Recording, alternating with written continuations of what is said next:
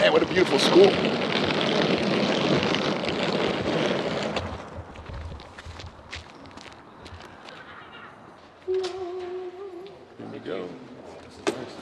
You want to be happy? Help someone else become happy. You want to be successful? Help someone else become successful. Giving while you're living so you're knowing where it's going. Go out and make somebody feel special. What a beautiful school. What year was the school actually built? Some of the construction's back from the 1930s. No, really? You'll see how they do architecture. The new building was about 11 years ago. I mean, the structure of this is absolutely, I mean, it's like the Venetian in Las Vegas or something, you know? Yeah. Beautiful.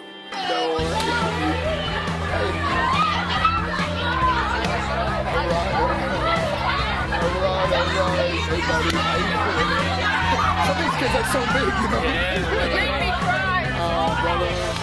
Ice cream. I was crying throughout that whole thing.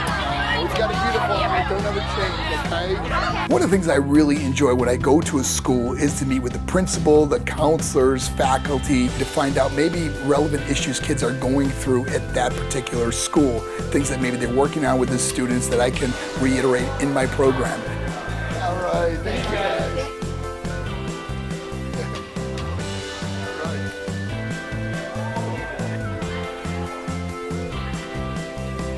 Marc's message was so inspiring for me as a mother as well as a school counselor, because there are going to be mistakes in life that you are going to fall down, but you can't let those define you. You have to rise above that. I think his message is valuable because it piggybacks on, as a school counselor, what I do every day, but sometimes it goes on deaf ears.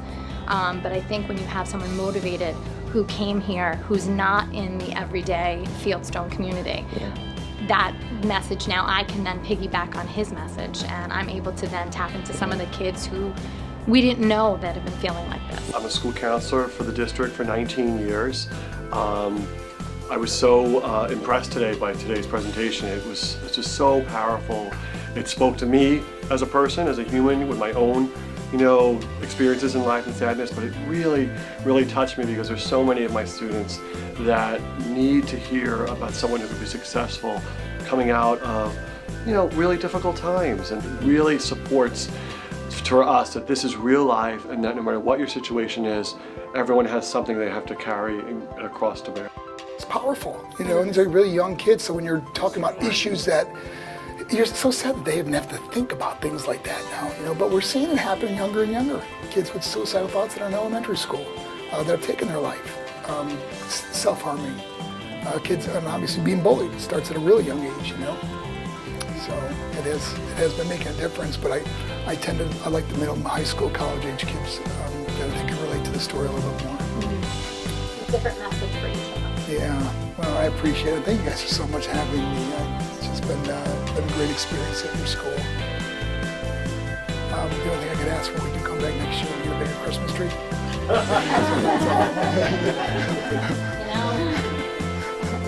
You built it, they will come, so okay. Say a student was being bullied, and as you know, parents get involved, or sometimes they don't know the full story of what's happening, because sometimes maybe two kids just going at it or whatever.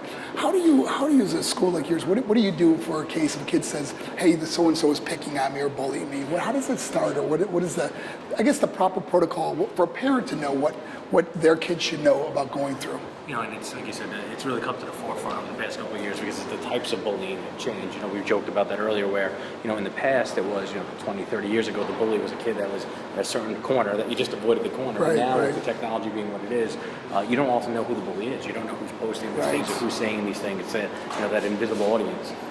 What we always encourage parents and students is you have to report it to an adult.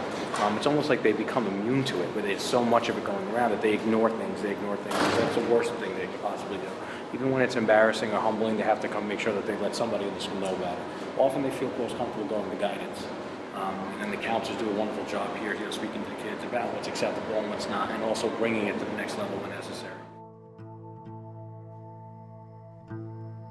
Probably the most amazing thing that happens after a presentation is how students immediately start reaching out to me.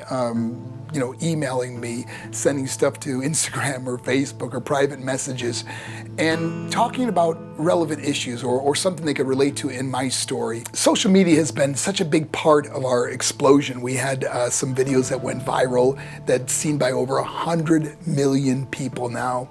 And it's so exciting because we see so many kids that have seen the video that have written to me and told me that that video changed or even saved their life.